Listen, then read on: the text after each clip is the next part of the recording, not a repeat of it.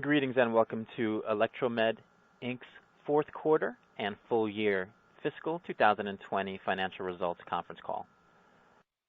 At this time, all participants are in a listen-only mode. A question and answer session will follow the formal presentation.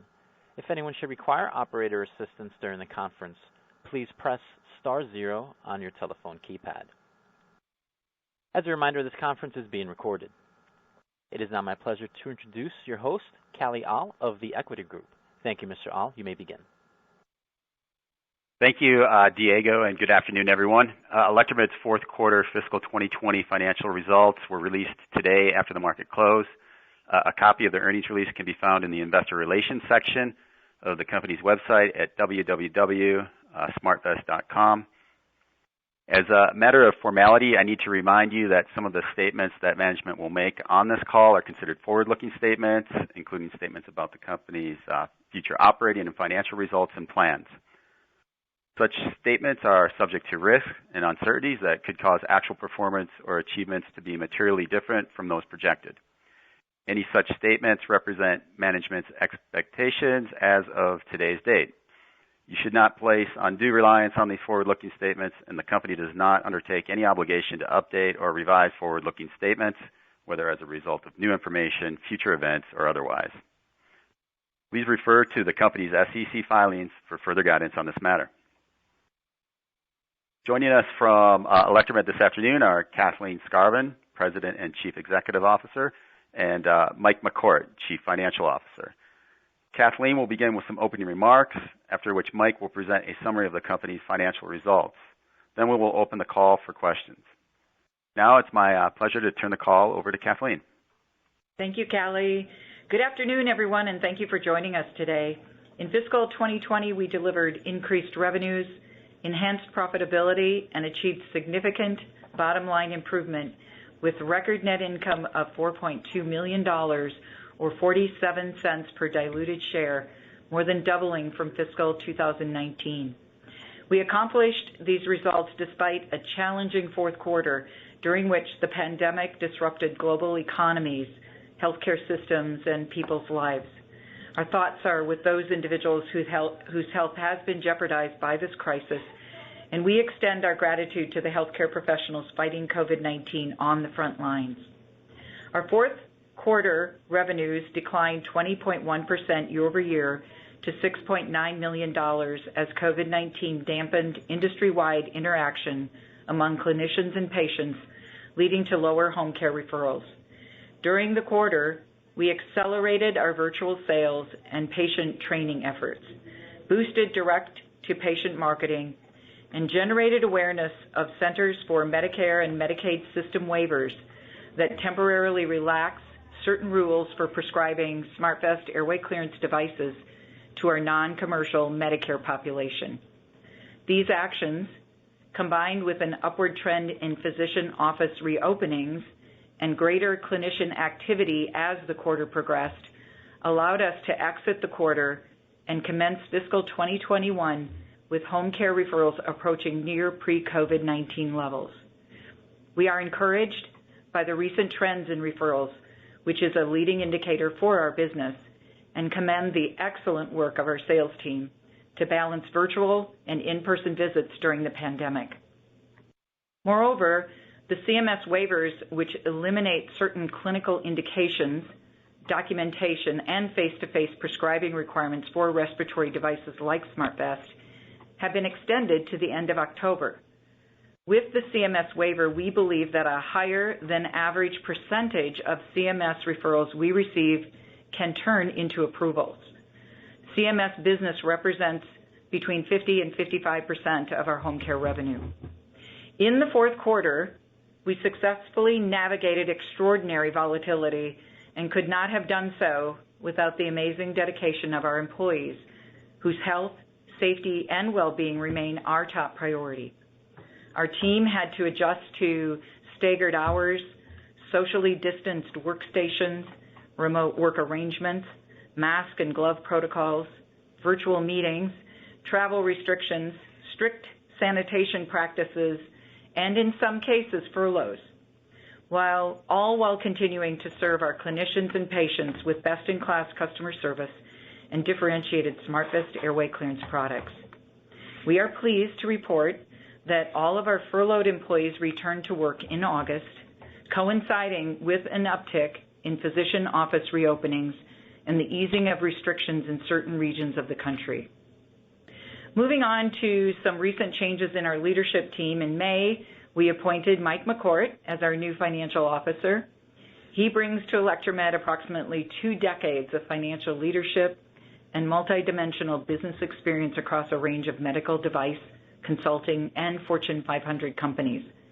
Prior to his most recent role as Senior Director of Commercial Finance at Starkey Hearing Technologies, he spent over 9 years at Medtronic in roles of increasing responsibility, concluding as Divisional CFO of the lung health business for the last 5 years. He has an extensive consulting background, primarily at PricewaterhouseCoopers, where he held management roles in both financial process improvement and business analytics. I believe Mike will optimize Electromed's finance function, and I am very excited to be working with him. Separately, in mid-July, we promoted Doug Fetters to Senior Director of National Sales, overseeing all domestic sales initiatives. Doug has 2 decades of sales leadership experience in the healthcare industry and has been instrumental in accelerating growth in the company's institutional market. His appointment coincides with the departure of our former Vice President of Sales, Bud Reed, who resigned from the company to accept an executive officer position at a privately held medical device company. Doug worked very closely with Bud to enhance our sales talent, incentives, and approach over the past 1.5 years. Thus far, the sales leadership transition has been seamless. We plan to commence a national search process to recruit a leader for the newly created position of Chief Commercial Officer, which will oversee both the sales and marketing teams at Electromed. We'll plan to keep you updated on that progress of that hire. On the institutional side of our business, despite COVID-19 related weakness this quarter, as hospitals and long-term care facilities adjusted operating protocols and procurement management related to all airway clearance therapies based on their concern of COVID-19 spread in the hospital. Our direction, though, remains to focus on fortifying the hospital call point and strengthening our partnerships with the integrated delivery networks. As a reminder, growth in the institutional business should augment our home care revenue, as HFCWO brand used in the hospital is often the default brand described when discharging a patient. Finally, we view our home care distributor segment as that third leg of the stool, but reiterate that our direct sales channel remains our primary focus. We believe the home care distributor channel is complementary to our core business, particularly in those areas of the country where our SmartVest brand is under-recognized, and we see opportunities for accelerating growth on a supplemental basis. In closing, as we execute on our growth strategy across our 3 primary segments, and as the impact of COVID-19 abates, we believe we can resume longer-term, low double-digit revenue growth and improved profitability. While the interim situation remains uncertain, Electromed has a strong balance sheet with $10.5 million in cash and no debt, along with a robust cash flow generation profile. Our long-term thesis remains intact. Non-cystic fibrosis bronchiectasis represents a significant and growing market opportunity, conservatively estimated at more than 4 million individuals in the United States. We believe that approximately 630,000 people with a bronchiectasis diagnosis could benefit from HFCWO therapy. Yet, only an estimated 77,000 patients in the Medicare population have been treated with a device like SmartVest to date. As our nation emerges from this pandemic, we anticipate returning to the strong cadence of profitable growth we achieved pre-COVID-19. With that, I will turn it over to Mike for a more detailed discussion of our financial results. Thank you, Kathleen, and good afternoon, everyone. I'm really excited to be participating in my first call with Electromed and look forward to many more to come. Our net revenue in the fourth quarter of fiscal 2020 decreased 20.1% to $6.9 million from $8.6 million in the fourth quarter of fiscal 2019, driven primarily by lower home care revenue. Home care revenue declined 21.3% to $6.3 million, primarily due to lower referrals as a result of the COVID-19 pandemic. At quarter end, our field sales employees totaled 44, of which 37 were direct sales, compared to 40 at the end of the fourth quarter of fiscal 2019, of which 34 were direct sales. Annualized home care revenue was $678,000 per direct field sales employee, below our target productivity range of $750,000 to $850,000 due to the revenue decline associated with the COVID-19 pandemic. Institutional revenue decreased 25.9% to $273,000, primarily due to a decrease in the volume of devices and garments sold, as hospitals and long-term care facilities have adjusted their operating protocols and procurement management in relation to the COVID-19 pandemic. In the first quarter of fiscal 2020, we began selling to home medical equipment distributors. Distributor revenue totaled $14,000 during Q4 fiscal year 2020. International revenue, which is not a strategic growth area for Electromed, totaled approximately $262,000 compared to $192,000 in the prior year period. Quarter-to-quarter sales variability can be expected due to the nature of our business, and the COVID-19 outbreak will likely continue to have a temporary overall negative impact on our revenue. As Kathleen mentioned, however, we were encouraged to see a pickup in home care referrals as we exited the fourth quarter to near pre-COVID-19 levels. Gross profit decreased 16.2% to $5.6 million, or 81.3% of net revenue in Q4 fiscal year 2020, from $6.7 million, or 77.5% of net revenue in Q4 of fiscal year 2019. The decrease in gross profit dollars resulted primarily from the decrease in home care revenue.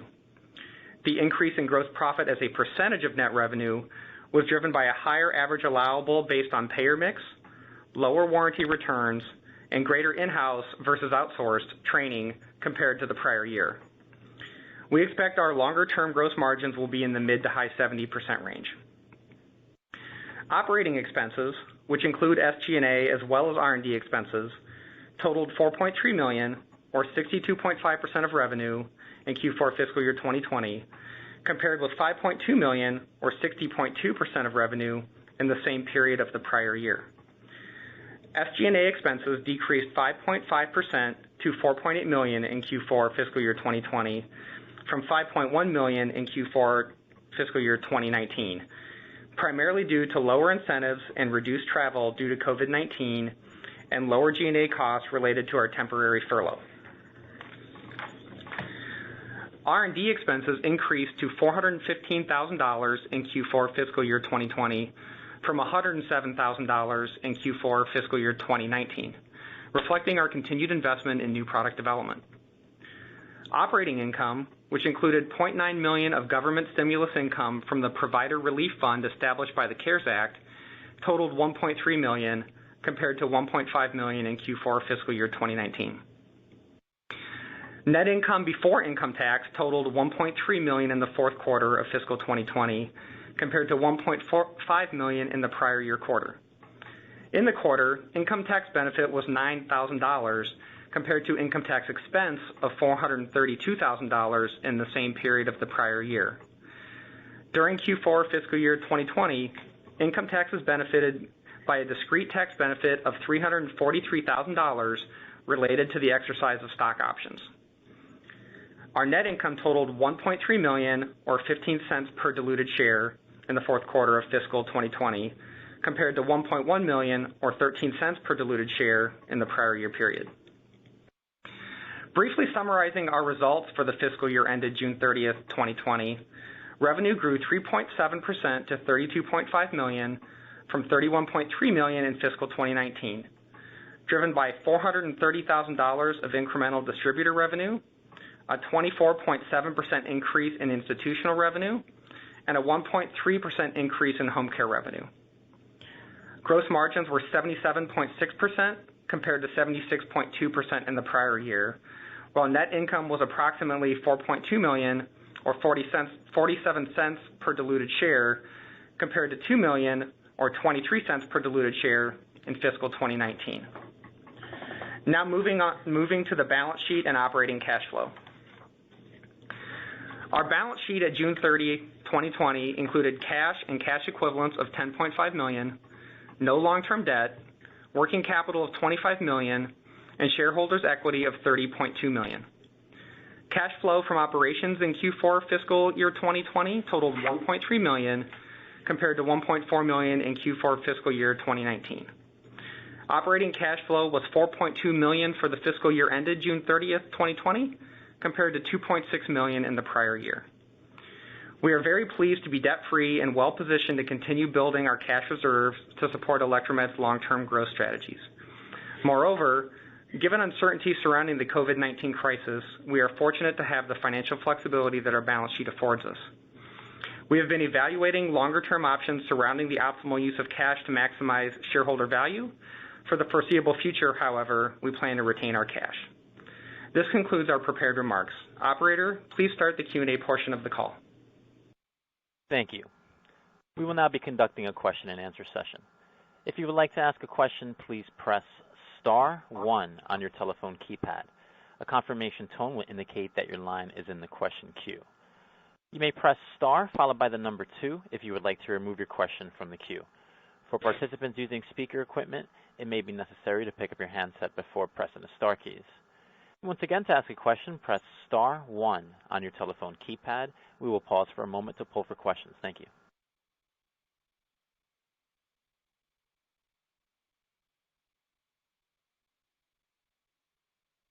Our first question comes from Kyle Bowser with Colliers Securities. Please state your question. Hi, good evening, Kathleen and Mike. Thanks for taking the questions, and congrats on an impressive fiscal 20 here.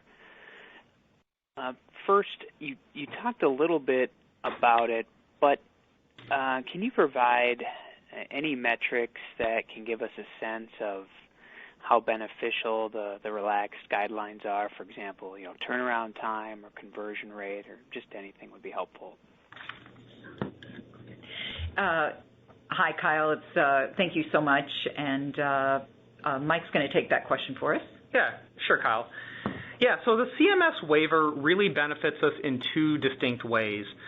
First, we're receiving a higher number of approvals for previously non-covered diagnosis like COPD, and those referrals are being approved at a much higher rate than normal. So non-covered diagnoses are still a small overall percentage of our total referrals, but we have seen an increase with the CMS waiver. Second, with the waiver, virtually all of our covered diagnoses are being approved.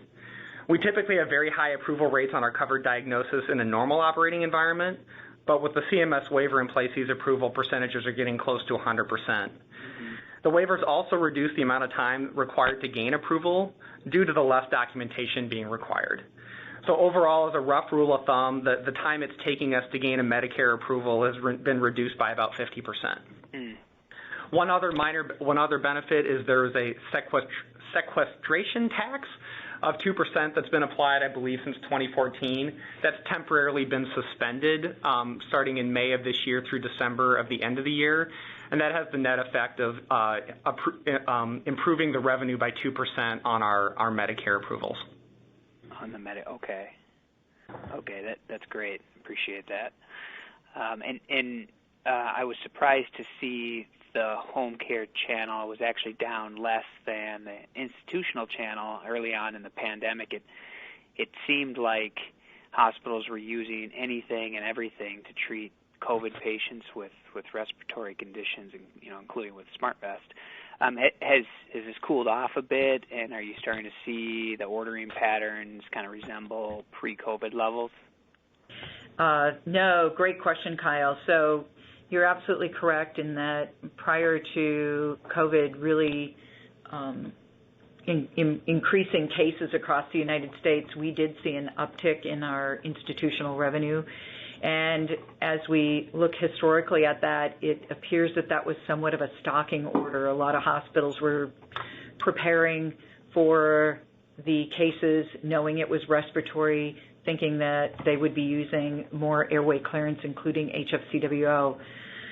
What turned out, and we've been visiting with our physician advisory board on a number of occasions about this situation, is that there was a pullback due to COVID-19 because those hospitals treating COVID-19 patients were very concerned due to the contagious nature of the disease through droplets and a lack of access to personal protective equipment, that their healthcare professionals and other patients might be in jeopardy of contracting that in the hospital. And so that protocol of limiting all airway clearance, that has to do with nebulizers as well as HFCWO in the hospital, has continued to be limited. I will comment, though, that we have seen in the early part of Q1 some pickup in some of our disposable wrap sales. So that could be an early indicator that hospitals are figuring out how to use these safely in the hospital, or it could also indicate that there are less individuals being hospitalized for COVID-19 as well. Got it. And kind of following up on that, to the extent you can share, you talked a little bit about wrap sales, but how have adoption trends kind of looked in July and August? So as we stated, exiting Q4, we did see home care referrals then be returning to near pre-COVID levels. We would see similar trends in the early part of Q1. As far as for institutional, again, it is starting to show some pickup, but I think it will take some time to return to normal levels for institutional business. Mm-hmm. Okay.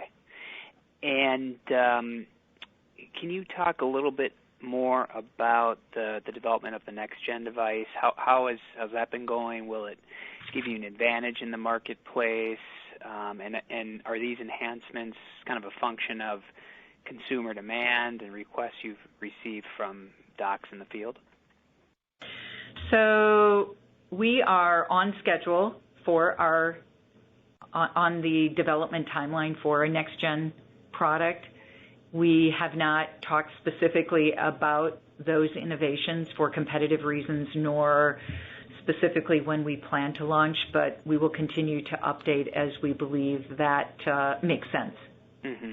But I will say to your question that we are taking primarily into account voice of the customer from patients and from physicians around what they believe will be innovative in helping patients to find the treatment easier and more simple to use, and that seems to continue to be the focus that we're on there.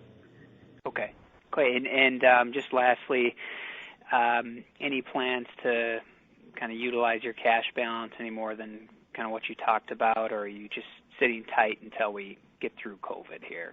Thank you. As we've talked on previous calls, Kyle, we've engaged the board in talking about our longer range plans for the organization, for the company, and what the appropriate uses of cash may be to support that long-term strategy. We did temporarily suspend them. We are going to, though, start those discussions again, start our internal planning on those long-range plans here over the next 6 to 9 months. I think, though, that because of the uncertainty of COVID-19, we think the best use right now is to hold on to the cash for the foreseeable future. Okay, got it. Thanks so much for the updates. Thank you, Kyle. Thank you. Just a reminder, to ask a question at this time, press star 1 on your telephone keypad. We'll pause for a moment.